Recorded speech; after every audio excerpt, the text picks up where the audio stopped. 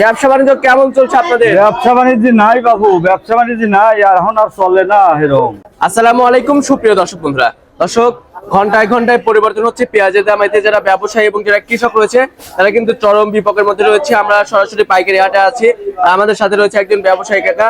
কাকা আসসালামু আলাইকুম। ওয়ালাইকুম আসসালাম। কেমন আছেন কাকা? আলহামদুলিল্লাহ ভালোই আছি। ব্যবসা বাণিজ্য কেমন চলছে আপনাদের? ব্যবসা বাণিজ্য নাই বাবু, ব্যবসা বাণিজ্য নাই, আর এখন আর চলে না এরকম। তেমন একটা ভালো না।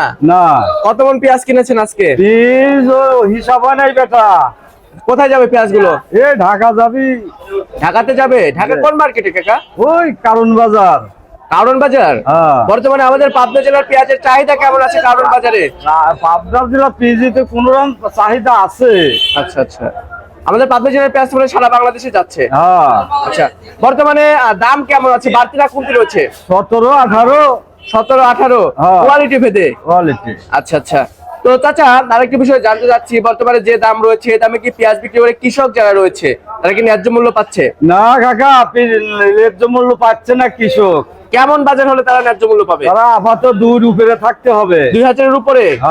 আচ্ছা, তো বর্তমানে কৃষকের ঘরে যে পেঁয়াজ আছে এই পেঁয়াজ থাকা অবশ্যই কেজি পেঁয়াজ দরকার আছে এখন এলসি বেজি আর দরকার নাই।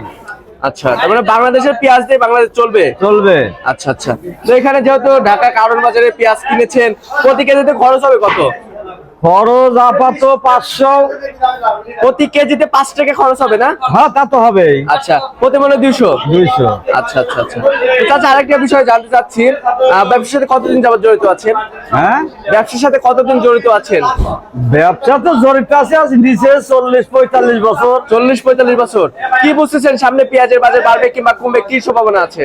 পিজির বাজার এখন এই বোঝা কি বুঝবো গো, এখন সরকার নাই দেশে।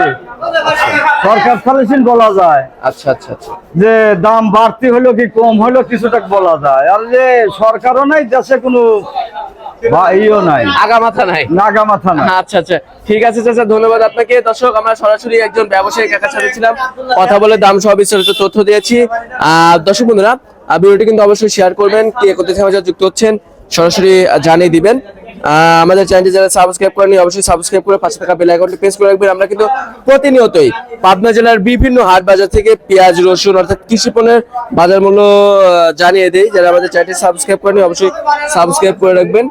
তো দর্শক, আরেকটা বিষয় জানিয়ে দিতে চাই, সেটা হচ্ছে সবাই কিন্তু আপনার যারা কৃষক রয়েছে তারা যেমনটি জানিয়েছেন যে তারা যদি এবছর তেমন ন্যায্য মূল্য না পায় তাহলে কিন্তু তারা সামনের বছর তেমন পেঁয়াজ চাষ করতে আগ্রহ বোধ করবে না, তখন কিন্তু আমাদের অন্য দেশের উপরে নির্ভরশীল হতে হবে, এমনটি কিন্তু কৃষকরা আমাদেরকে জানিয়েছেন।